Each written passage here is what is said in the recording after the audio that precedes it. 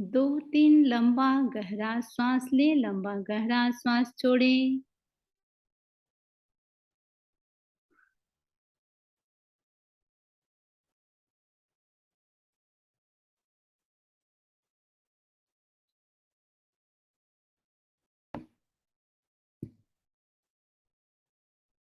प्रयोग संपन्न।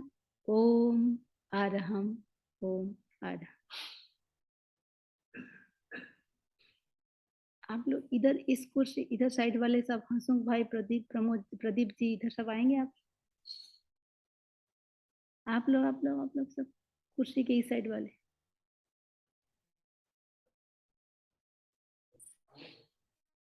इधर ऐसे इधर आ जाओ। इधर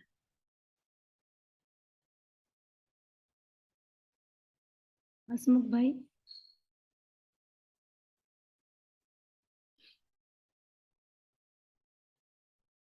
लज्जा दया संयम बम्बचेरम, कल्याणे भागे सविसो हि ठाणम, जिमे गुरु सययम अनुशासयन्ति, तेहं गुरु सययम पूजयामि, तेहं गुरु सययम पूजयामि। आराध्य को नमन। उपस्थित बंधुओं बहनों, हमारी कर्म की चर्चा चल रही है। कर्म सिद्धांत कडाण कम्माण न, कर्म सिद्धांत को हम क्यों समझ रहे हैं? कडाण कम्माण न मुख अथी, जब तक किए हुए कर्मों को हम भोग नहीं लेंगे तब तक हमारी मुक्ति होगी ही नहीं, तब तक संसार में रहेंगे। अब हम इसको एक बार कडाण कम्माण न मोक्ष अथी भगवान के संदर्भ में देखें। भगवान एक तरफ हम कहते हैं 2.5 मिनट का ध्यान और बेले का तप एक बराबर। बेला करो, लाखों वर्षों के अशुभ कर्म की निर्जरा बेले से कट जाती, करोड़ों वर्षों की। उतनी कर्म की निर्जरा कितने मिनट से हो रही है? 2.5 मिनट से। भगवान महावीर का साधना काल कितना रहा? 11.5 वर्ष। 11.5 वर्षों में उन्होंने 12.5 वर्ष, सॉरी, 12.5 वर्षों में ध्यान कितना किया? वो ध्यान में ही रहते थे। कभी कभी तो 16 दिन रात आंखें खोली ही नहीं, इतना ध्यान करते थे। उसके बावजूद भी आखिर कर्म कितने रहे जिसके कारण 12.5 वर्षों तक उनको केवल ज्ञान नहीं हुआ? भगवान के कानों में एक ग्वाले ने कीला ठोका था, और वो कब ठोका? साधना का लगभग 11.5वां वर्ष था। क्यों ठोका? सभी को पता है। भगवान का जीव जब 18वें भव में त्रिपृष्ठ वासुदेव थे, एक द्वारपाल के कानों में गरम गरम सीसा डलवाया था। घटना के विस्तार में नहीं जाती हूं, हमको रीजन को ढूंढना है, कारण को पकड़ना है। अब देखिए, वापस जब तक वो जीव बदला नहीं ले लेगा तब तक इस संसार से मुक्ति संभव नहीं। बदला लेगा कब? उसके लिए 5 चीजें मानी गई है। द्रव्य, क्षेत्र, काल, भाव, भव। कर्म का उदय आता कब है? कोई द्रव्य का योग मिला, क्षेत्र का योग मिला, काल का योग मिला, भव का, जिसकी हम आज की डेट में आगे चर्चा करेंगे। अब मैं ये कह रही हूं कि वो जो ग्वाला था जिसने भगवान के कानों में कीले ठोके, भगवान ने उसके साथ वैसा कर्म किया था। अब तक योग नहीं मिला था। योग नहीं मिला था, तो जब तक योग नहीं मिलेगा तब तक इस संसार में हमको रहना पड़ेगा। तो कडाण कम्माण न मुख अथी, किए हुए कर्मों को भोगना ही पड़ता है। इसलिए हमको कर्म सिद्धांत को समझना बहुत जरूरी है। और जो कर्म सिद्धांत को समझ लिया वो लाइफ में कभी दुखी नहीं होगा। किस लिए नहीं होगा? नया कुछ नहीं हो रहा है। एक सीडी से आप कुछ सुनना चाहेंगे, सीडी ब्लैंक है, क्या उससे आप सुन पाएंगे? कभी नहीं। एक सीडी में आप फिल्मी सॉन्ग है और आप चाहते हैं कि भजन आ जाए, नहीं होगा। हमारा जीवन क्या है? सीडी है। जो पास्ट में रिकॉर्ड हुआ है वही डिस्प्ले हो रहा है, नया कुछ नहीं हो रहा है।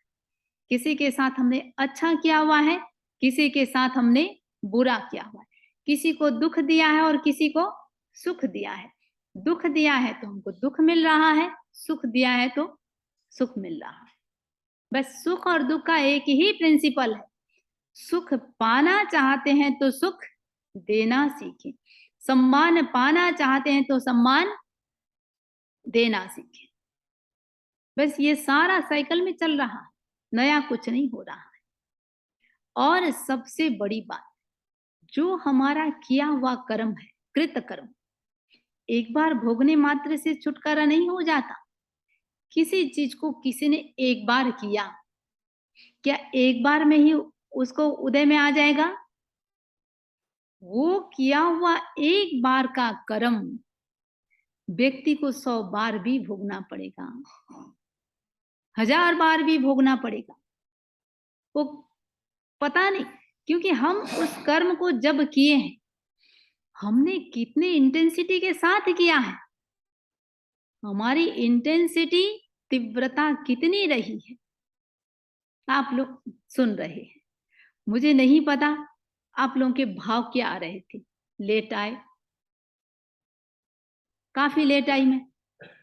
अब यही कि चलो हमारी धैर्य की परीक्षा है, कितने समता भाव से हम रहें। चलो सहज ध्यान का अवसर मिल गया, शांति से अपने आप को देखने का अवसर मिल गया, चलो हम किसी के साथ धर्म चर्चा कर लें। और यही हम अपने भाव को अपवित्र भी कर सकते हैं। कब तक? आने के बाद भी प्रवचन चालू हो गया लेकिन भाव शुद्ध नहीं हो पा रहा है। भाई टाइम मैनेजमेंट समरी जी को सीखना पड़ेगा। मन में विकल्प क्या आ रहा है? हमको लेट बोल देते, हम लेट आ जाते। ये भाव जितना हम लंबे समय तक करेंगे, हमारा कर्म क्या होगा? लंबे समय तक भोगना पड़ेगा, बार बार भोगना पड़ेगा। किसी चीज को घटना या क्रिया तो एक बार होती है, एक बार होती है। वेदन कितने समय तक करते हैं? लंबे समय तक। भोगेंगे तब क्या होगा? वो बार बार उदय में आएगा। भगवान का जीव, भगवान महावीर ने एक शेर के जबड़े को चीरा था 18वें भाव में, जब वासुदेव थे। कितनी बार नरक गए? 2 बार। 7वीं नरक में भी गए, 4थी नरक में भी गए। एक ही घटना एक बार करते हैं तो एक बार फल मिलने से कभी भी छुटकारा होता नहीं है। तो कितनी हम क्रूरता से किए हैं, कितनी हम तीव्रता से किए हैं, तो वो बार बार उसकी जो एक दुख होता है, पीड़ा होती है। आज हेडेक हुआ, कब तक होता है? कोई बीमारी आई, लंबे समय तक रहती है। वेदना भी भयंकर होती है। क्यों हुई? कोई भी हमको शारीरिक दुख आता है, मानसिक दुख आता है, इसका कारण क्या है? कारण क्या है? दुख का कारण क्या है? सिर्फ एक ही कारण है, जो हम दुख दे रहे हैं, यही हमारे दुख का कारण है। 6 काय को हम निरंतर कष्ट दे रहे हैं, पृथ्वी काय को, अप काय को। देखिए, एक तो जानते नहीं है इसलिए हुआ, एक हम जान रहे हैं। आज पानी चलाते हैं, मन में कंपन हो जाए, ओहो पानी के एक बूंद में असंख्य जीव हैं, मैं भी कभी पानी का जीव था। कितनी सावधानी हो। आज पानी में आप स्विमिंग करने चले जाते हैं, एक मन में वाह कितना ठंडा लग रहा है, कितना अच्छा लग रहा है, कितना आनंद आ रहा है, एक तो ये विकल्प आएगा। यही हमारे दुख का कारण बन रहा है। जानबूझकर या अनजान में हम जो कर्म बांध रहे हैं, तो वो बार बार भोगना पड़ सकता है, और तीव्रता के साथ, और पता नहीं कितनी बार वो उदय में आएगा।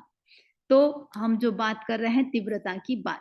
दूसरी बात, कल हमने पिछले सेशन में हमने बात की थी, कर्म किस रूप में उदय में आएगा और कब आएगा।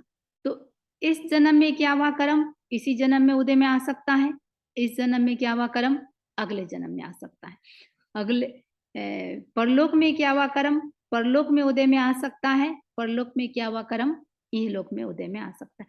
अब इसमें हमको समझना क्या है इस सिद्धांत से। अक्सर लोग कहते हैं कल किसने देखा, आज हम त्याग करेंगे, तपस्या करेंगे, पता नहीं अगले जन्म में तो अपन को तो कुछ पता नहीं क्या होगा। इसका सिंपल सा इसको हम कॉन्सेप्ट में ले सकते हैं। आज के जन्म में आपने पास्ट में किस गति में थे आपको नहीं पता, पहली बात क्या क्या किए हैं आपको नहीं पता, ठीक है। लेकिन आप इस भाव में कॉन्शियसली जो भी अपने आप को समझ रहे हैं, इस भाव में क्या आप चाहते हैं कोई आपको दुख दे, क्या आप चाहते हैं आपके साथ कोई प्रतिकूल घटना घटे। यानी इस जन्म में हम हर प्रकार के सुख चाहते हैं, हर प्रकार की अनुकूलता चाहते हैं। तो सिंपल सी बात, हमारी ये जो आत्मा है जिस भी जन्म में जाएगी हमको नहीं पता रहेगी, लेकिन जैसे इस जन्म में हम हर प्रकार की अनुकूलता और हर प्रकार के सुख चाहते हैं, हर जीव चाहता है। इसलिए कभी ये नहीं सोचना चाहिए कि भाई अगला जन्म पता नहीं कि किस रूप में होंगे, किसने देखा है। ये विकल्प सारे कभी भी आना ही नहीं चाहिए। किसी भी जन्म में कोई भी जीव दुख चाहता नहीं है। तो जितना हम कर्मों की निर्जरा कर सकें, और जो मैं एक बात कहती हूँ, सुख भोगने के लिए देवलोक है, दुख भोगने के लिए नरक है। यहाँ क्या करना है हमको, क्या करना है? जितना तोड़ सकें कर्म, जितनी कर्मों की निर्जरा कर सके, जितना पुरुषार्थ कर सके।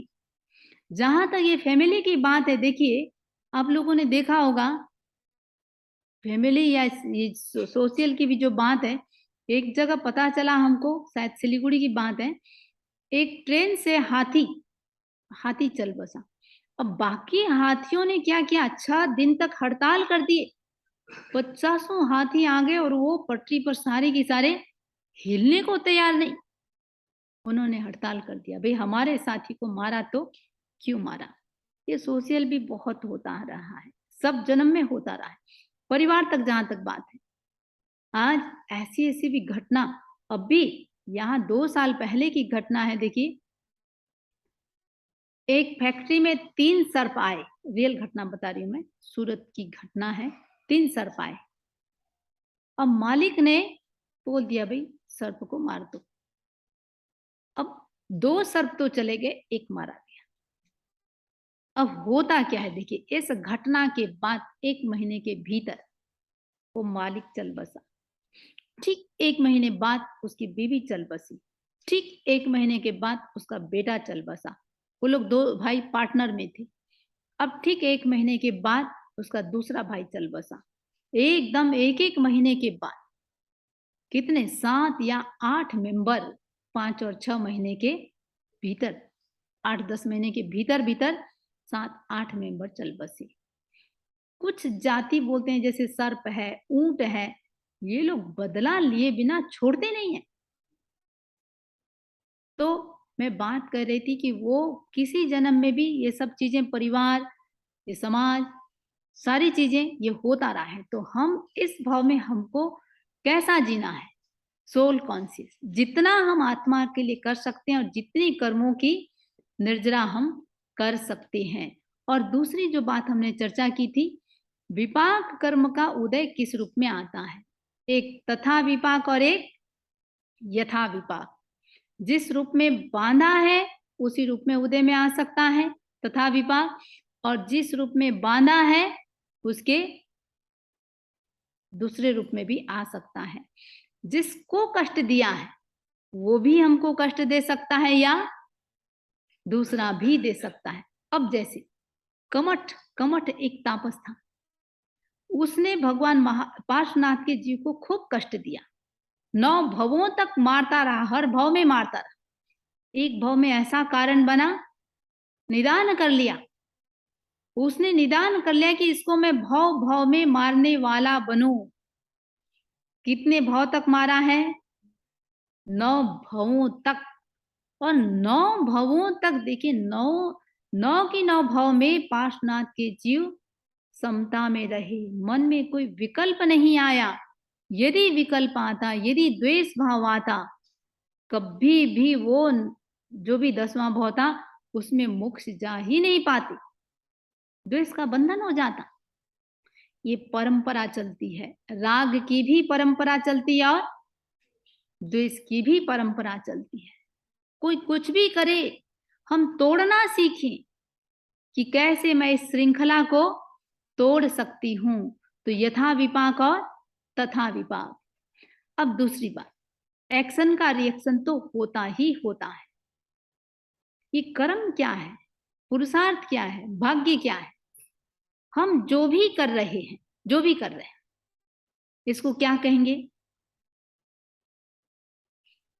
आपने पानी का बाल्टी उठाया, ये क्या है, पुरुषार्थ है या भाग्य है?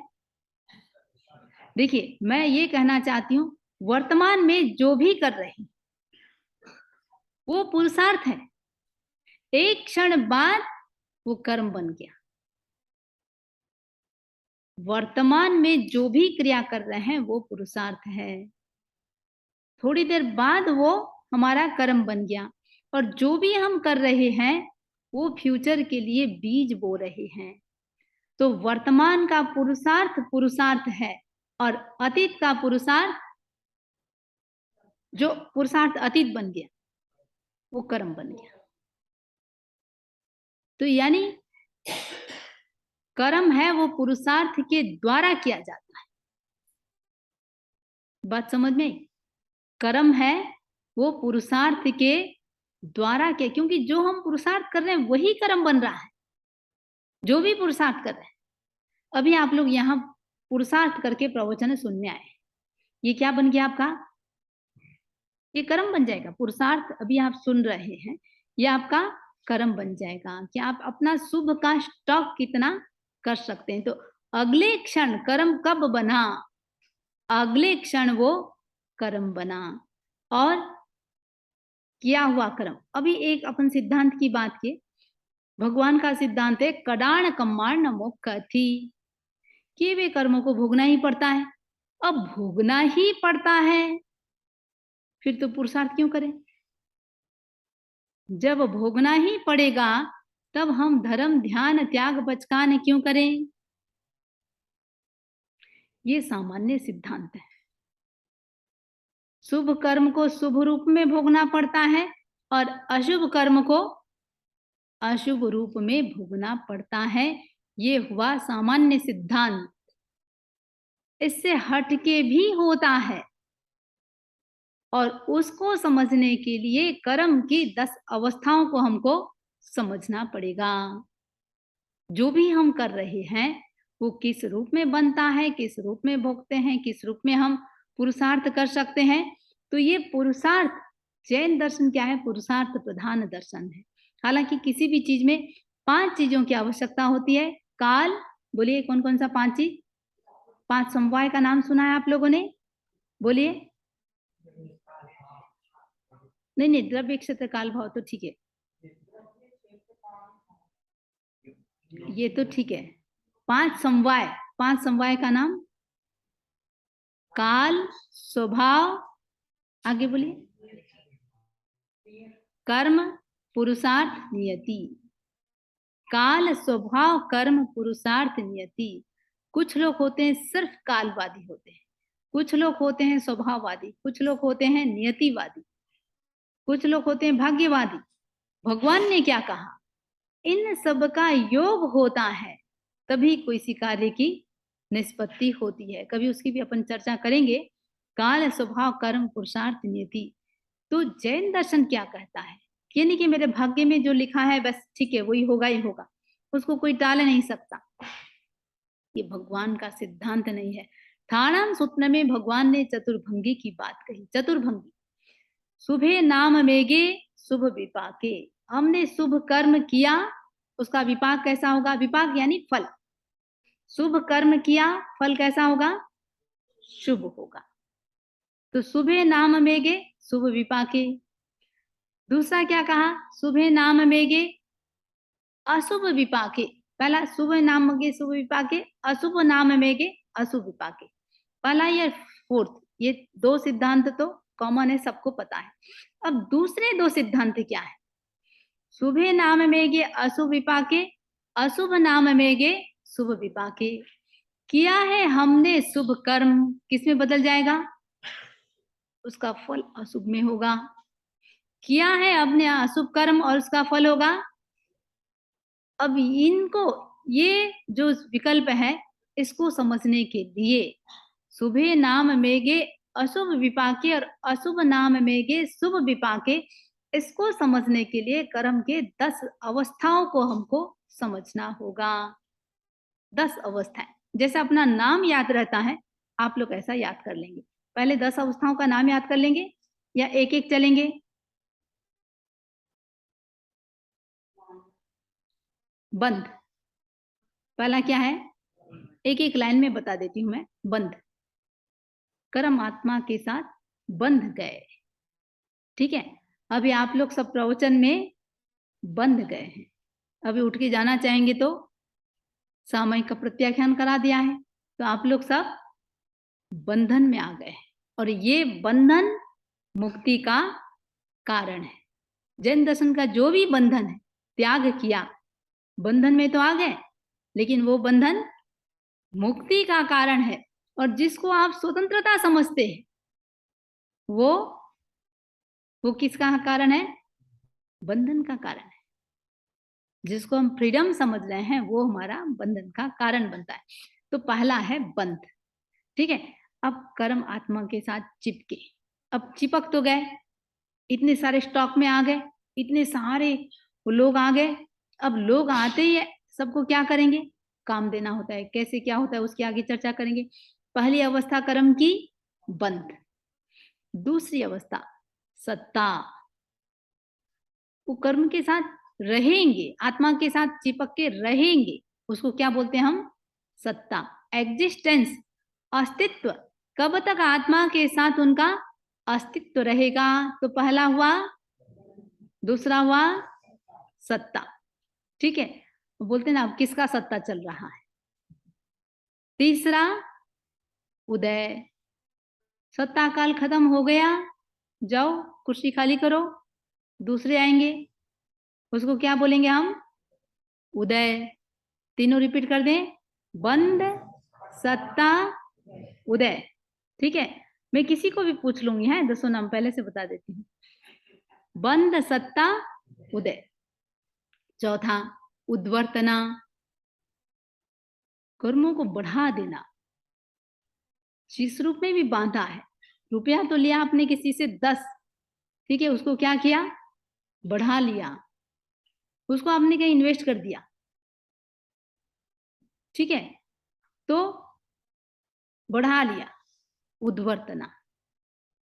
बंध, सत्ता, उदय, उद्वर्तना। अपवर्तना, घटा दिया। जिस रूप में भी बांधा था हमने उसको क्या किया? घटा दिया। तो बंध, सत्ता, उदय। ठीक है, अच्छा, चौथा अपन थोड़ा सा चेंज कर दें, उदीरणा। जो कल उदय में आने वाला था उसको हमने खींच के पहले ले आए, खींच के, उसको बोलते हैं उदीरणा। कोई कुछ करता है बोलते हैं ना, क्यों उदीरणा कर रहे हो? तो बंध, सत्ता, उदय और चौथा उदीरणा। बड़े अच्छे नाम है, कोशिश करेंगे आप लोग याद करने की। ऐसे तो मेमोरी पावर बहुत स्ट्रांग है आप लोगों की। पांचवा उद्वर्तना, बढ़ा देना। ठीक है, अपवर्तना, घटा लेना। उपशम, दबा देना, दबा देना। बड़ा इंटरेस्टिंग है सब चीज, जब हम व्याख्या करेंगे ना आनंद आ जाएगा। दबा देना, वापस बोल दें आप, बंद, सत्ता, उदय, उदीरणा, उद्वर्तन, अपवर्तन, संक्रमण। सॉरी, साथ में चलते हम। संक्रमण, बदल देना, शुभ को अशुभ में बदल देना और अशुभ को शुभ में बदल देना, शुभ को अशुभ में और अशुभ को शुभ में। वापस बोल देते हैं, बंद, उद्वर्तन, पहले उद्वर्तन, उद्वर्तन, संक्रमण, सातवां है संक्रमण, संक्रमण, ठीक है। उपशम, दबा दिया, सातवां क्या है, आठवां उपशम, दबा दिया, उपशम। और नौवां है निधत्ती, निधत्ती, ठीक है, निधत्ती, जिसमें उद्वर्तन और अपवर्तन दो होता है, संक्रमण और उपशम नहीं होता। और लास्ट है निकाचना, लास्ट है निकाचना। एक बार वापिस बोल देंगे, जोर जोर से बोलेंगे, थोड़ा आवाज मुझे सुनाई दे।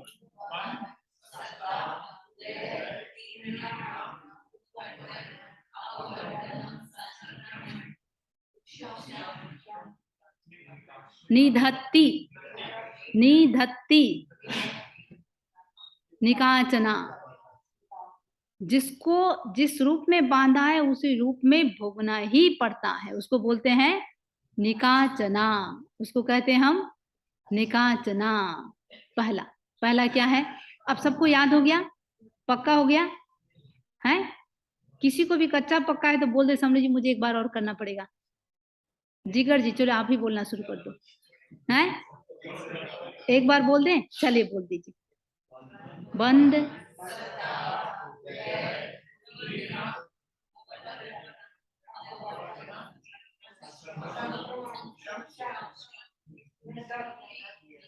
निधत्ती, निधत्ती, निकाचना, ठीक है। जो नाम याद नहीं होते हो ना, किसी के साथ लिंक कर लेना चाहिए, ठीक है। चलिए, तो पहला क्या है, बंद, ठीक है। हमारा आत्मा है, आत्मा के प्रदेश कितने हैं पता है, असंख्य प्रदेश है। अब प्रदेश को पहले समझ लें आप लोग, प्रदेश क्या है, ये रुमाल है, कोई भी चीज है, ये रुमाल है। चार चीज होता है, देश, प्रदेश, परमाणु और स्कंध। स्कंध, देश, प्रदेश और परमाणु, ठीक है। परमाणु जिसका कोई विभाजन नहीं होता, ठीक है, उसको अलग किया ही नहीं जा सकता है। अब ये पूरा रुमाल, इसको हम क्या कहेंगे, स्कंध। इसकी आवश्यकता नहीं है, मैं सिर्फ प्रदेश, आत्मा की जो असंख्य प्रदेश, उसके लिए मैं एक बात समझा रही हूं। ये पूरा रुमाल को हम स्कंध कहेंगे, ठीक है। अखंड वस्तु जो है उसको स्कंध कहेंगे। अखंड वस्तु का एक टुकड़ा, अब पूरा पूरा विश्व हुआ स्कंध। हमने बोल दिया अमेरिका, ये क्या हो गया, देश। टुकड़ा नहीं किया है, टुकड़ा कर देते वापस वो स्कंध बन गया। रुमाल के अंदर ही है, हमने कहा एक कॉर्नर, ये क्या बन गया, देश, ठीक है। इसका भी एक एकदम कॉर्नर, प्रदेश। प्रदेश को हम विभाजित नहीं कर सकते, रुमाल में ही रहेगा। और उसका भी परमाणु, परमाणु सिर्फ सिंगल होता है। परमाणु का समूह प्रदेश, प्रदेश का समूह देश, और देश का समूह स्कंध, ठीक है। कोई भी चीज है, क्या परमाणु एकदम सिंगल परमाणु दिख सकता है, वो परमाणु का समूह है, एटम का समूह है, ठीक है। आत्मा, हमारी जो आत्मा है, उसके प्रदेश कितने हैं, असंख्य प्रदेश, ठीक है। आत्मा के असंख्य प्रदेश। आत्मा का आकार क्या है, यदि मैं आत्मा के आकार पूछूं, एक चींटी में आत्मा है या नहीं है, एक हाथी में आत्मा है या नहीं है, आप में आत्मा है या नहीं है। अब मैं पूछूं आत्मा का आकार कितना बड़ा है, एक गुब्बारा, इसको आप यूं समझ सकते हैं, एक गुब्बारा है, छोटे गुब्बारे में भी हवा है और बड़े गुब्बारे में भी हवा है। दोनों में हवा है। आत्मा का स्वभाव क्या है, जितना स्पेस मिलता है, एक दीपक एक लाइट को इतने बड़े हॉल में जगाया तो भी प्रकाशित करता है, और छोटे कमरे में जगाएंगे तो भी पूरे कमरे को प्रकाशित करेगा। आत्मा का क्या है, उसको जितना स्पेस मिलता है उसी में फैल जाता है। चींटी का शरीर मिला तो चींटी में फैल गया, और हाथी का शरीर मिला तो हाथी में फैल गया। तो आत्मा के प्रदेश कितने, असंख्य प्रदेश। उन प्रदेशों में कषाय और योग के कारण, योग पता है सबको, मन वचन और काया।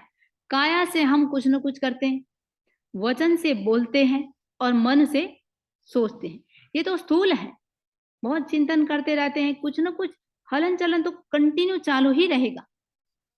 मैं कई बार एक बोला करती हूँ, हलन चलन कितना, कुछ न कुछ लोग जैसे बच्चों को देखते हैं, वो स्थिर तो बैठेंगे ही नहीं, कभी उसका बैग खोला, कभी उसका बैग खोला, कभी ये किया वो किया, कुछ न कुछ चालू रहेगा।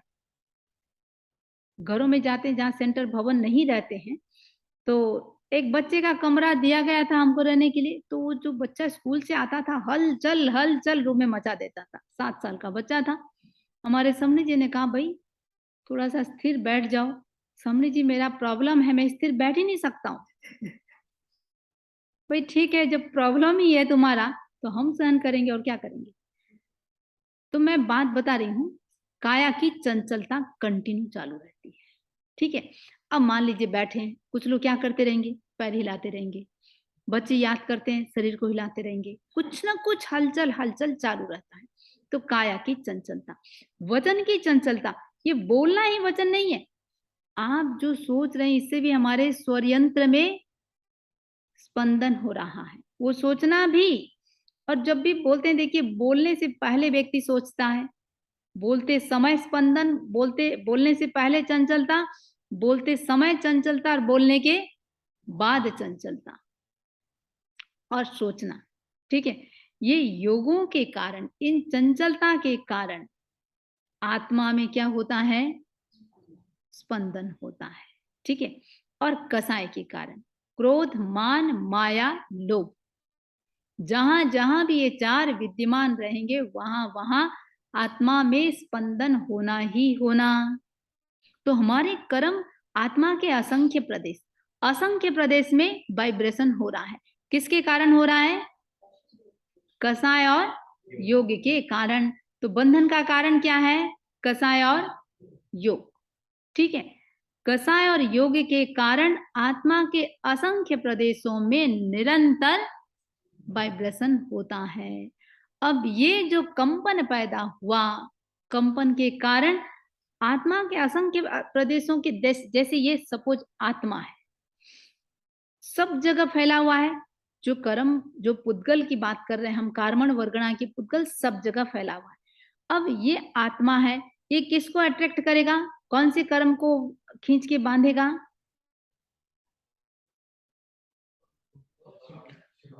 नहीं अच्छे बुरे तो ठीक है, कहां से, हाँ सॉरी, कौन से नहीं, कहां से बांधेगा, जो बिल्कुल आसपास है।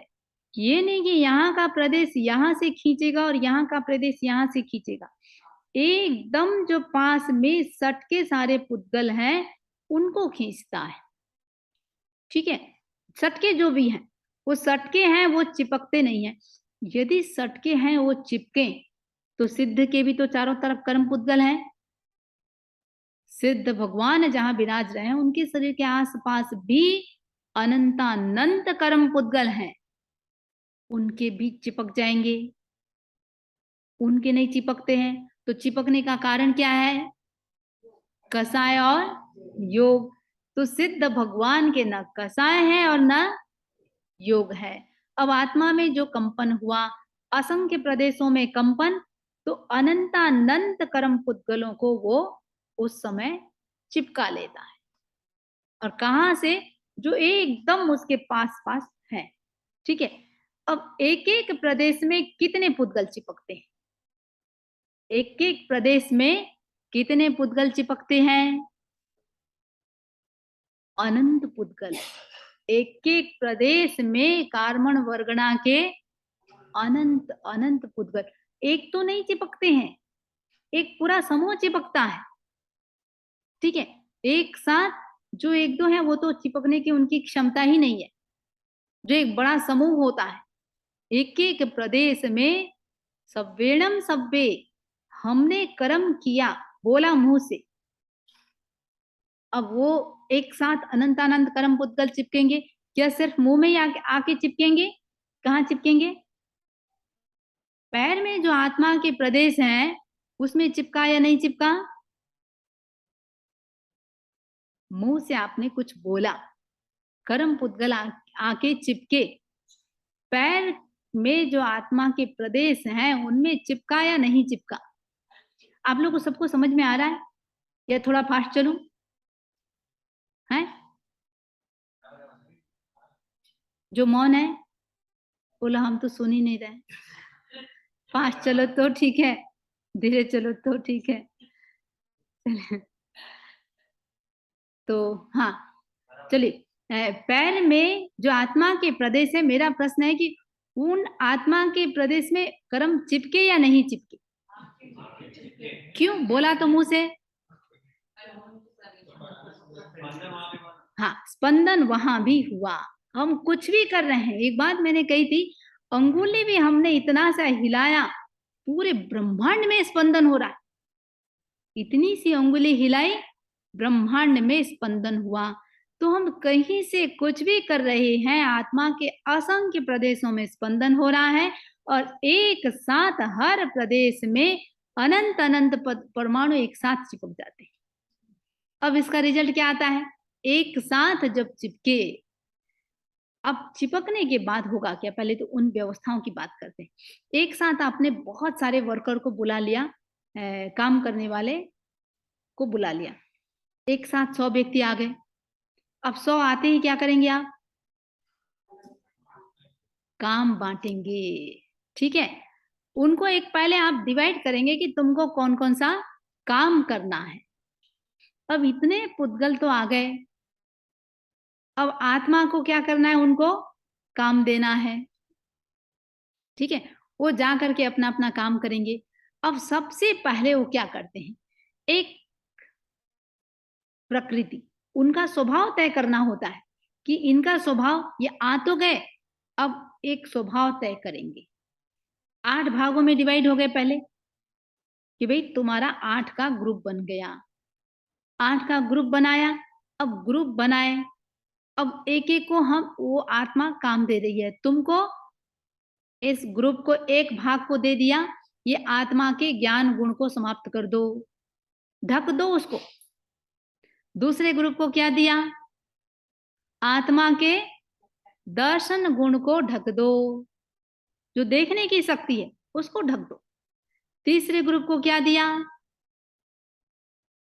आत्मा में अनंत सुख है। अपन सोचते हैं भाई ये चीज मिला, मुझे सुख मिला, ये तो हमारा भ्रम है। क्या कभी पुद्गल सुख देता है, हाँ या ना? क्यों? जब आप मकान लेते हैं सुख मिलता नहीं मिलता है? नई गाड़ी लेते हैं सुख मिलता नहीं मिलता है? अब पुद्गल के सुख की बात मैं थोड़ी सी बताऊं। एक व्यक्ति फुटपाथ पे है, वो क्या सोच रहा है? एक झोपड़ी मिल जाए मुझे रहने के लिए, सिर्फ एक थोड़ा सा छत हो जाए। जो झोपड़ी में है वो क्या सोच रहा है? एक फ्लैट मिल जाए मुझे, ठीक है, इसमें कभी ये जीव आता है, कभी सांप आता है, कभी मक्खी आता है, मच्छर आता है, एक फ्लैट मिल जाए। जो फ्लैट में, वो क्या सोच रहा है? एक बंगलो मिल जाए मुझे, ठीक है। और जो बंगला में है महल मिल जाए, ठीक है। अब देखिए, जो जो फुटपाथ पे उसका दुख का कारण बना हुआ है, जो झोपड़ी में है झोपड़ी उसका दुख का कारण बना हुआ है, जो फ्लैट में है फ्लैट दुख का कारण बना हुआ है, जो बंगलों में है वो दुख का कारण बना हुआ है। अब वही 5 व्यक्ति बस आगे आगे प्रमोशन कर लिए। फुटपाथ वाला आ गया झोपड़ी में, सुख मिला या नहीं मिला? दूसरे को दुख मिल रहा था, वही झोपड़ी जिसके लिए दुख का कारण बना था दूसरे के लिए, वही अब पुद्गल ही सुख देता, जो पहले था उसको भी सुख देता। लेकिन ये पुद्गल से सुख मिलता नहीं है, हम इसको मान लेते हैं। आपने कपड़ा खरीदा, एकदम आनंद आ गया, ठीक है, देखते ही आनंद आ रहा है। एक व्यक्ति ने ऐसा कपड़ा खरीदा, इतना प्रीसियस और इतना उसको अच्छा लगता था, कोई भी बड़ा ओकेजन आता, बड़ा से बड़ा ओकेजन आता, इसके लायक नहीं है, निकालता, लेकिन लगता इतना प्रीसियस इस प्रोग्राम में पहन के जाऊं, जो भी प्रोग्राम आया कभी उसको लगा नहीं इसके लायक नहीं है।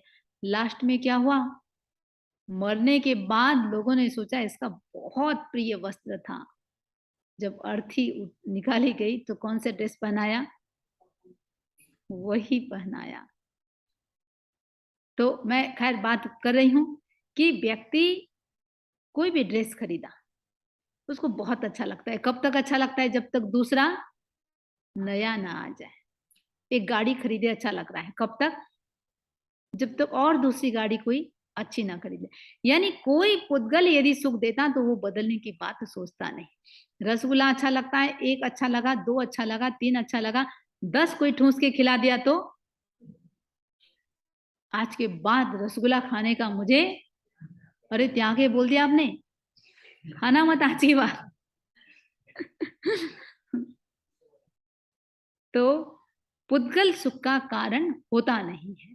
ठीक है, अब मैं बात कर रही थी, बोली। ओ, बहुत अच्छा प्रश्न पूछे। दो चीजें संसार में, जीव और पुद्गल। ठीक है, आत्मा, आत्मा के अलावा, आत्मा हमको ऐसी नहीं दिखाई देती, आत्मा के अलावा जो भी वस्तु संसार में हमको दिखाई दे रही है, जो भी वस्तु, आज मैं आपको दिख रही हूँ, मेरा कपड़ा दिख रहा है, ये माइक दिख रहा है, ये आपको टेबल दिख रहा है, जो भी ये मकान दिख रहा है, एवरीथिंग इज पुद्गल। जो भी जिसमें वर्ण गंध रस और स्पर्श होता है उसको हम कहते हैं पुद्गल। ठीक है, अब ये वर्ण गंध रस सब चीज होता है, नॉन लिविंग बीइंग सारा की सारा दिखाई देने वाला सबकी सब पुद्गल टोटल। शरीर क्या है, ठीक है, मकान क्या है, खाना क्या है, पैसा क्या है, दिखाई देने वाला सब चीज पुद्गल। तो मैं ये कह रही थी हम पुद्गल में सुख मानते हैं, सुख होता नहीं है। पहले क्षण जिसको हमने सुख का कारण माना, दूसरे क्षण उसको, वो एक एक छोटा सा प्रसंग वो भी मुझे बहुत अच्छा लगता है। एक व्यक्ति ने अपने मित्र से कहा, जब मैं छोटा था मुझे आंखों का तारा कहते थे। मित्र ने पूछ लिया आप क्या कहते हैं, बोले अब आंखों का मोतियाबिंद कहते हैं। जब बच्चा है आंखों का तारा और बड़ा हो गया तो मोतियाबिंद। ठीक है, तो एक मैं ये कह रही थी आत्मा में अनंत सुख है, लेकिन हम इन पुद्गलों में सुख दुख मानते हैं। तो एक भाग को डिपार्टमेंट जो दिया जा रहा है, एक को ज्ञान गुण ढक दिया, एक ने दर्शन गुण को ढक दिया, तीसरे ने हमारे सुख दुख को ढक दिया, सुख के गुण को हमको ढक दिया, और चौथे भाग ने मतलब ढक अनंत सुख को ढक दिया है, और ये पुद्गलों में सुख दुख देने का जो काम है वो डिपार्टमेंट दे दिया। और चौथे भाग में हमारी जो आत्मा में वीतराग भाव है उसको ढक दिया। पांचवा जो ग्रुप है उसको, जैसे आयुष्य कर्म, आयुष्य कर्म ऊंच नीच कुल में पैदा होने का एक उसमें शक्ति जाग जाती है। ठीक है, और छठे भाग में नाम, आत्मा का कोई नाम नहीं है, आत्मा अपने आप में अमूर्त है, वो दिखाई नहीं देती है, लेकिन उस अमूर्त गुण को ढक दिया, नेम फेम तक उसको सीमित कर दिया। और सातवें भाग में गोत्र। ठीक है, तो गोत्र आत्मा के शक्ति को उच्च नीच गोत्र में आदि जाना, तो आत्मा के शक्ति को ये प्रतिहत कर रहा है। और आत्मा का जो अटल अवगाहन गुण है, अटल अवगाहन वो कहीं जाता नहीं है, उस अटल अवगाहन गुण को समाप्त कर दिया। अब ये क्या हुआ, ये 8 भागों में डिपार्टमेंट जो हुआ, इसको बोलते हैं हम ज्ञानावर्णी, दर्शनावर्णी, वेदनी, मोहनी, आयुष्य, नाम, गोत्र, अंतराय। भाई लोग एक बार नाम बोल देंगे, बोल दी, 8 कर्म का नाम बोल दीजिए, सब सब बोलेंगे, जोर से बोलेंगे।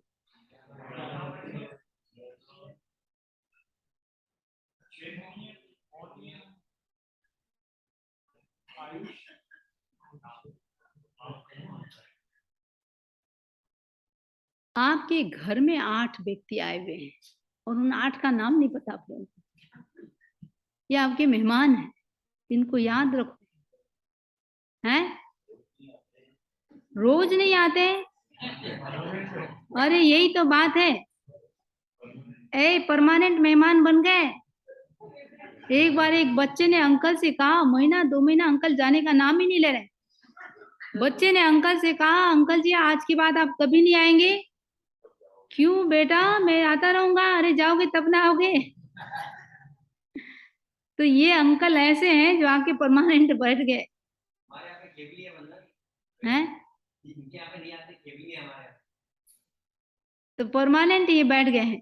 तो ज्ञानावर्णी, दर्शनावर्णी, वेदनी, मोहनी, आयुष्य, नाम, गोत्र, अंतरा।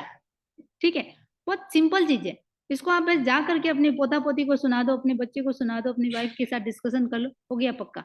किसी भी चीज को याद रखना है, किसी को बोल दो। तो प्रकृति का निर्धारण हो गया। तो 4 चीज हो रहा है, प्रकृति, स्थिति, नेचर। नेचर क्या बोल रहे हैं? हाँ, नेचर का निर्धारण हुआ कि ये काम करेंगे। अब वो कब तक रहेंगे? दूसरा क्या है? काम तो करेंगे, लेकिन कब तक वो आत्मा के साथ चिपक के रहेंगे, जिसको वो कहते हैं स्थिति बंध। क्या कहते हैं? स्थिति, ड्यूरेशन। पहले नेचर हुआ, दूसरा हुआ ड्यूरेशन। अब किसका किसका कितना ड्यूरेशन है पता है आप लोगों को? ज्ञानावर्णी कर्म आत्मा के साथ कितने समय तक चिपक के रह सकता है?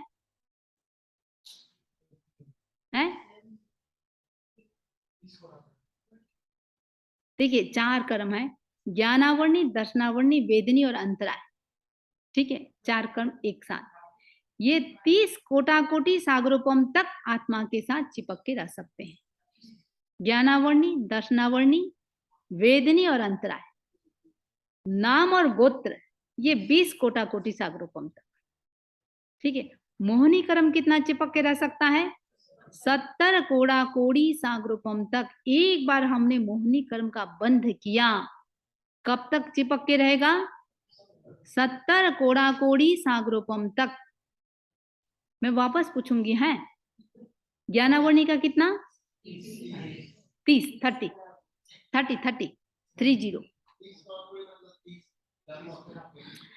अरे प्रदीप जी, 30 कोटि सागरोपम समझ लो आप कितना है, एक बार बता देती हूँ। पहले एक पल्योपम समझ लो। ठीक है, एक 4 कोस लंबा, 4 कोस चौड़ा। कोस तो चलो समझते हैं, ठीक है, माइल। तो एक कोस शायद 3 किलोमीटर का, एक कोस समथिंग ऐसा कुछ भी। तो 4 कोस लंबा, 4 कोस चौड़ा, 4 कोस गहरा एक गड्ढा। उसमें ये बाल, अपने जो एक बाल है, जो यौगिक होते हैं ना, पहले दूसरे आर्य में जो होते हैं, उनका बाल 10-20 बाल, हमारा एक बाल।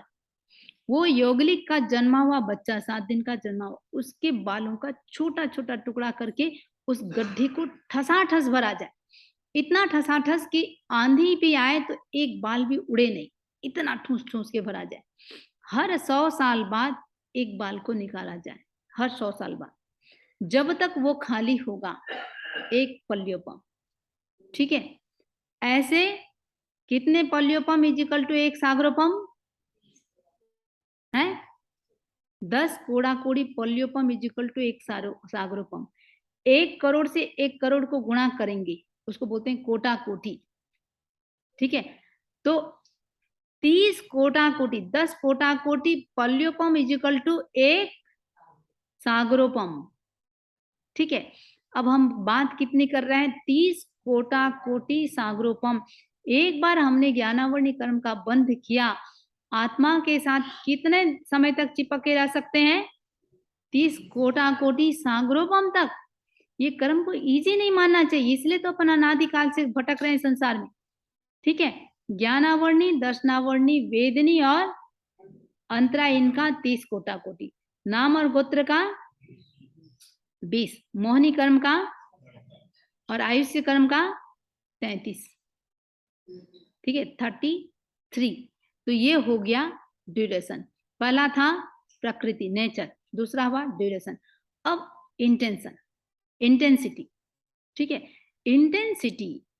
इंटेंसिटी का निर्धारण होना, इसको बोलते हैं अनुभाग, प्रकृति, स्थिति, और तीसरा है अनुभाग, या इसको बोल सकते हैं हम इंटेंसिटी। अब जैसे लोग शराब लेते हैं, बोलेंगे ना इससे इतना नशा नहीं चढ़ेगा, ठीक है, इतना नशा, ये बिल्कुल लाइट है। क्या बोलेंगे? ये बिल्कुल लाइट है, नथिंग है, चलो पी लो। ऑफर करते हैं? हाँ या ना? करते ही नहीं आप लोग? बाप रे, बहुत धार्मिक है तब तो।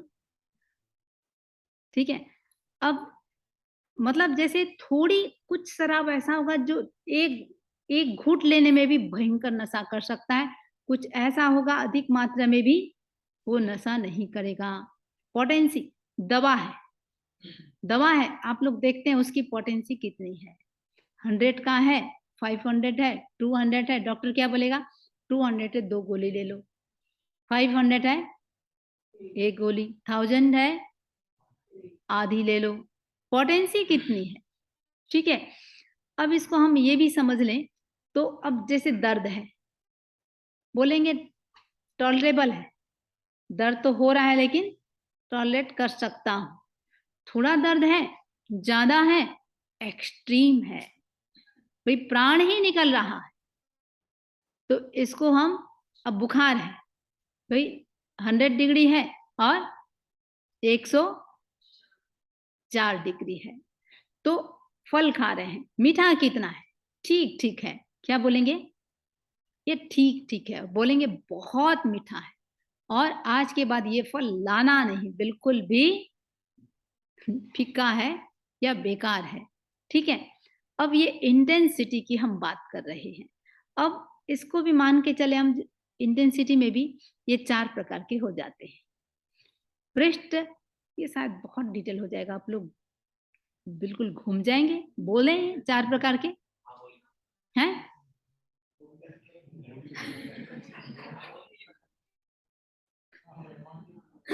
हैं?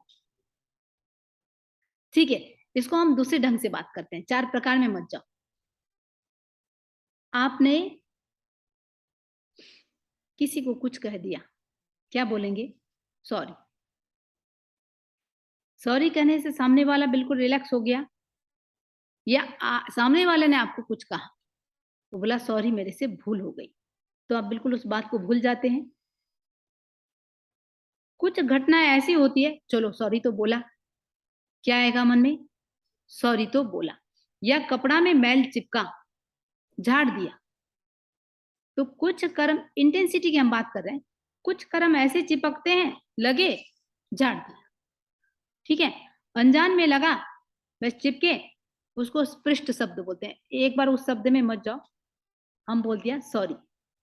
दूसरे प्रकार, भाई वो झाड़ने से नहीं हुआ, एक हमने बोला सिर्फ मिच्छामि दुक्कडम, कर्म झड़ गए, क्या सारे पाप का मिच्छामि दुक्कडम बोलने से झड़ जाएगा? आप जानबूझ करके झूठ बोले हैं, जानबूझ करके माया किए हैं, क्या आप वहां सॉरी बोलने से हो जाएगा या मिच्छामि दुक्कडम बोलने से हो जाएगा? उसके लिए आप क्या करेंगे? चलो आज एक नौकाशी कर लेता हूं, आज एक एकासन कर लेता हूं, मेरे से ये भूल हो गई। ठीक है, उसके लिए थोड़ा सा स्पॉट लगा, सिर्फ पान झाड़ने से नहीं हुआ, सिर्फ धोने से नहीं हुआ, उसको हमको थोड़ा सा कुछ साबुन या सोप का यूज करना पड़ा। ठीक है, अब तीसरे प्रकार की, वो साबुन सोप से भी नहीं हुआ, उसके लिए क्या करना पड़ेगा? कोई केमिकल का यूज करना पड़ेगा, ऐसा स्पॉट है, कोई केमिकल का यूज करना पड़ेगा, और यदि हम कर्म सिद्धांत में जाए तो लंबी तपस्या करनी पड़ेगी, इसके लिए बेला करना पड़ेगा। सुना है आप लोगों ने, पंचेंद्री जब जीव मर जाता है तो क्या करते हैं? तेले का। पंचेंद्री जीव मरता है तो उसका प्रायश्चित क्या आता है? तेला करो। ठीक है, और किसी को जोर से बोला है, उसके लिए कोई बोल दे तेला करो, तो आज के बाद तुम्हारे पास प्रायश्चित लेने नहीं आऊंगा।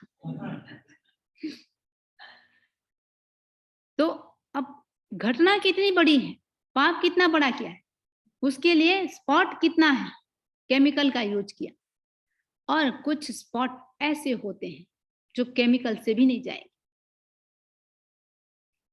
ठीक है, वो कपड़ा फटेगा तभी जाएगा। कुछ पाप ऐसे होते हैं जिसका कोई प्रायश्चित होता ही नहीं, भोगना ही पड़ेगा। तो हम इंटेंसिटी की बात कर रहे थे, ये इंटेंसिटी भी ये 4 प्रकार से हो गई, ठीक है। एक लगा और झड़ा पृष्ठ बोलेंगे, दूसरा लगा उसके लिए थोड़ा सा बड़ा तप करना पड़ा, उसको बद्ध बोलते हैं। तीसरा निधत्त, जिसके लिए बड़ी लंबी लंबी तपस्याएं करनी पड़ती है, या हम जो केमिकल की बात कर रहे हैं। और चौथा निकाचित, निकाचित है जो इसका भी 10वें भाग में आ जाएगा, 10वीं अवस्था में आ जाएगा, ठीक है। तो ये हुआ अनुभाग इंटेंसिटी। तो बंदे की बात कर रहे थे हम, प्रकृति नेचर का निर्धारण हुआ। दूसरे में क्या हुआ,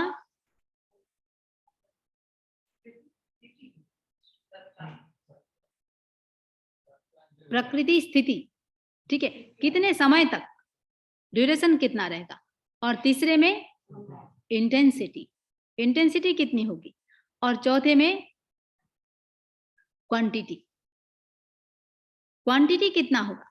अब जैसे हमारे जितनी चंचलता होगी, अब आप ऐसे भी समझ सकते हैं, एक लड्डू है, ठीक है, लड्डू छोटा है या बड़ा है, रोटी छोटी है या, आप क्या बोलेंगे।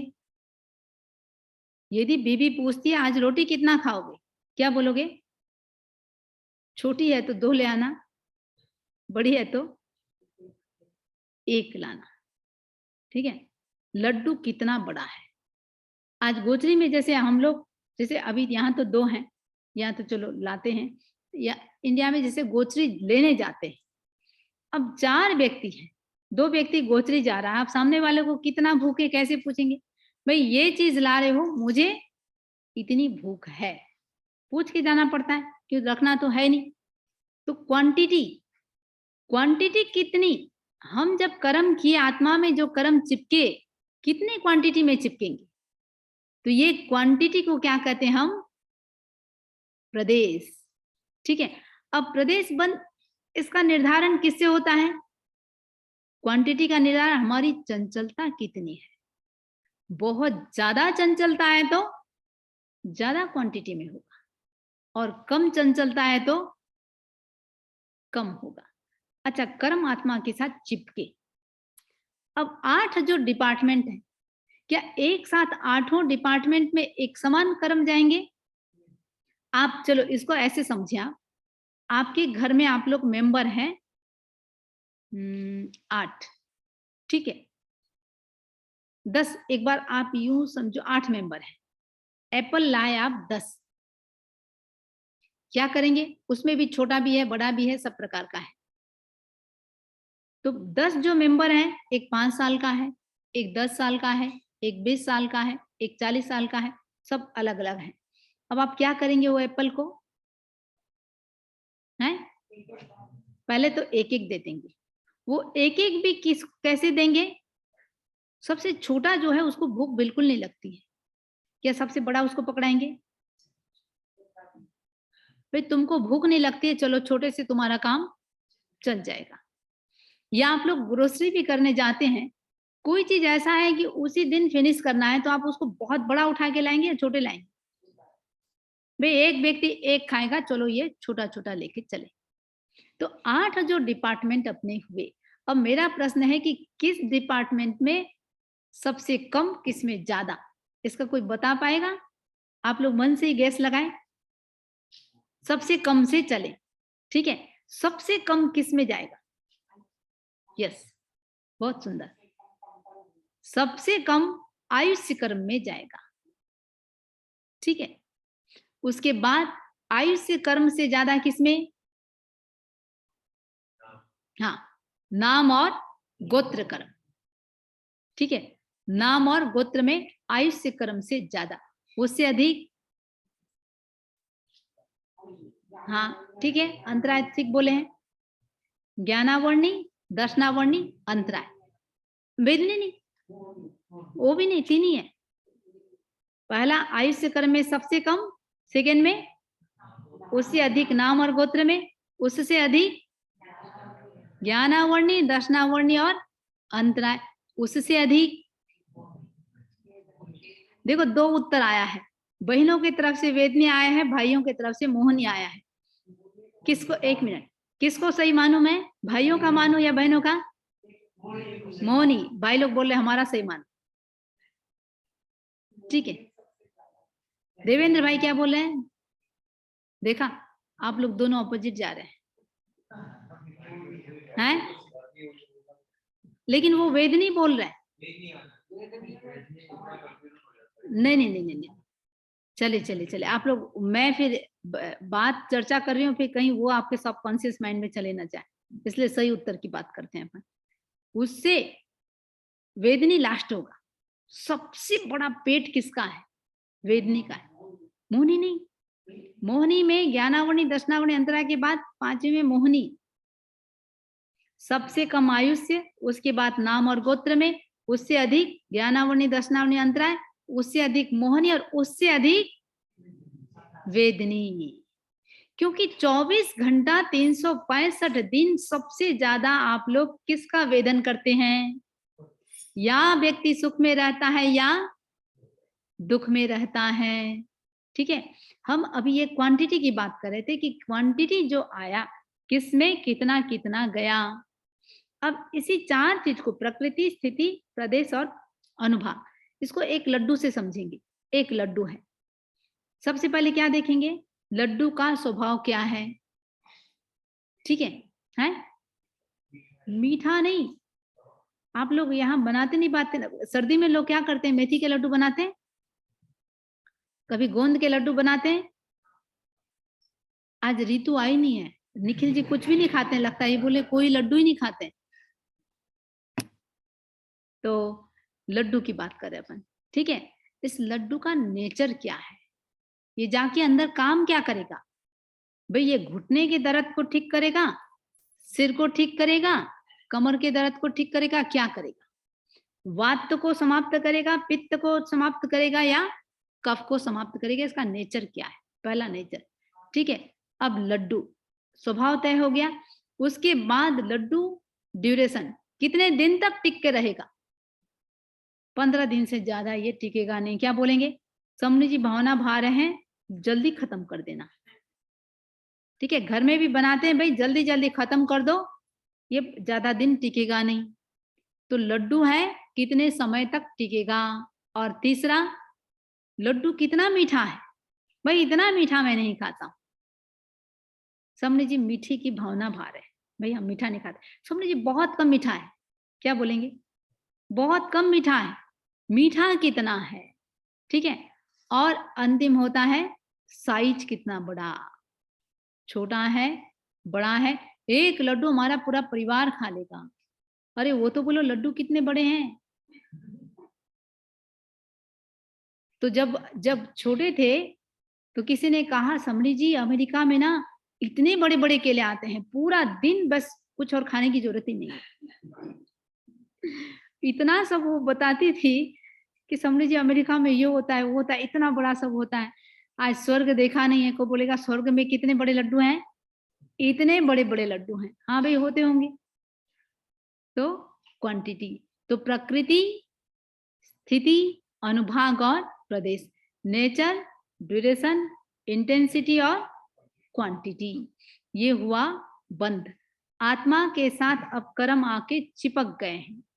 अब बात है कितने दिन रहेंगे। अब हैं तो वो क्या क्या करेंगे? तो दूसरी अवस्था क्या थी? सत्ता। पहला था बंध और दूसरा है सत्ता। तो अब उसको बेचारे को रहने देते हैं थोड़ी देर, है ना। उसको शांति से, आत्मा में चिपक तो गए हैं, आए हैं बेचारे, मेहमान हैं, थोड़े दिन उनको शांति से रहने दे। तो सत्ता, एक बात खाली बता दूं, कुछ समय आत्मा में जो भी चिपके, ठीक है। एक होता है, देखिए आप लोगों ने सुना होगा अबाधा काल। अबाधा, इसलिए मैं बोल रही हूँ कि इसी बात के साथ मैं समाप्त कर रही हूँ। अबाधा काल भाई कुछ ऐसा होता है जैसे 70 कोटा कोटि सागरोपम का मोहनी कर्म बंधा। उसका अबाधा काल कितना? अबाधा, नाम क्या है? अबाधा। ना वो हमको बाधा दे सकता है, ना हम उसको बाधा दे सकते हैं। बिल्कुल साइलेंट, बस वो पड़ा है, हमको फीलिंग भी नहीं होगा, एहसास भी नहीं होगा कि आत्मा में कर्म चिपके हैं क्या। वो दुबक के साइलेंटली अंदर बैठे रहेंगे, उसको कहते हैं अबाधा काल। ठीक है, तो वो जैसे 70 कोड़ा कोड़ी का अबाधा काल कितना? 7000 वर्ष। ठीक है, अब जिसका 20 कोटा कोटि का 2000 वर्ष, तो अबाधा काल वो, उसको हम कुछ नहीं कर सकते। उसके बाद जब वो उदय में आना शुरू होते हैं, उनको कहते हैं सत्ता। ठीक है, तो चलिए उसकी सत्ता की भी पूरा आगे हम चर्चा करेंगे। ओम अरहम, ओम अरहम। अब इससे संबंधित यदि आपके कोई प्रश्न है कर्म से संबंधित, तो आप लोग पूछ सकते हैं। पहले तो ये बताइए, ऐसे कर्म सिद्धांत ठीक है? चर्चा चलेगी, आगे कंटिन्यू करें? हैं? क्योंकि कर्मों को ही समझना जरूरी है, बाकी तो कोई भी चीज अपन सुन लें कर लें, जब तक इसको हम नहीं आत्मसात करेंगे ना, ये कर्म हम बांधते ही रहेंगे, बांधते ही रहेंगे। कॉन्सेप्ट क्लियर होना बहुत जरूरी है। आज होटल में भी जाते हो आप लोग, किस होटल में जाओगे? सबसे पहले मेनू चेक करते हो, मन पसंद मेनू है या नहीं। कुछ चीज ऐसा भी होता है मन पसंद हो या ना, चलिए शरीर के लिए अच्छा है, स्वास्थ्य के लिए अच्छा है, खा लो। बच्चा कोई चीज खाना नहीं चाहता है, क्या बोलेंगे? बहुत हेल्दी फूड है। ठीक है ना, तो कुछ चीज नेसेसरी होता है, इसलिए उसमें इंटरेस्ट नहीं भी आता है तो हम क्या करें, उसमें इंटरेस्ट लाने का प्रयास करें। तो 10 अवस्थाओं में पहली अवस्था, चलिए अब नाम के साथ एंड कर देते हैं, 10 का नाम बोल देंगे। बंद,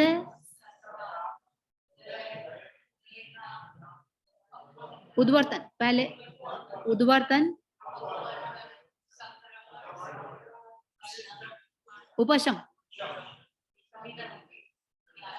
आप लोग फास्ट बोलेगा, भाई लोग बोलेंगे, अलग से बोलेंगे। चलिए भाई लोग बोलेंगे।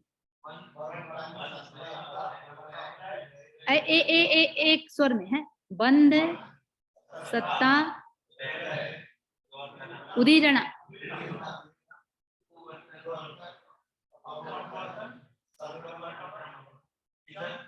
उपशम। पहले आपका नाम क्या है? हैं?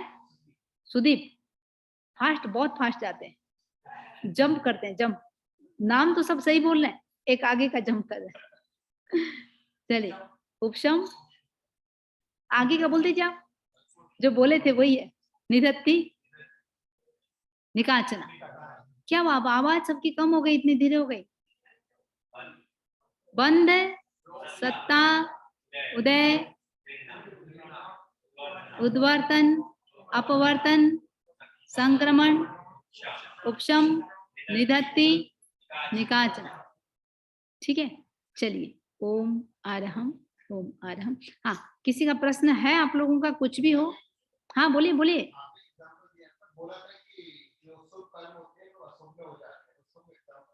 हाँ, जब अपन संक्रमण की बात करेंगे ना, ये सारे इसमें इसी के अंदर आएगा सब। संक्रमण की बात करेंगे, मतलब एक एक कर्म, ये 10 अवस्था है ना, इतना इंटरेस्टिंग है, इतना इंटरेस्टिंग है, आनंद आ जाएगा इसकी जब चर्चा करेंगे। और मुझे पर्सनली बहुत अच्छा लगता है 10 अवस्थाओं की चिंतन भी, चर्चा भी बहुत आनंददायक है। तो बहुत प्रैक्टिकल अपन एग्जाम्पल से चलेंगे कि कैसे हम कर्मों को बढ़ा लेते हैं, चाहे शुभ है चाहे अशुभ है, कैसे हम घटाते हैं। और प्रैक्टिकल घटाना है बढ़ाना है वो नहीं, कैसे हमारे प्रैक्टिकल लाइफ में होता है, तो जो होता है उसकी चर्चा हम करेंगे। ठीक है, और आज के संदर्भ में और किसी का प्रश्न हो? आचार्य महाप्रज्ञ जी कहा करते थे, या तो पूरा समझ में आ जाए तो जिज्ञासा नहीं होती, या कुछ भी समझ में नहीं आए तो जिज्ञासा नहीं होती है। या और भी दो ही कैटेगरी होती है, या पूरा समझ में आ गया या कुछ भी नहीं आया।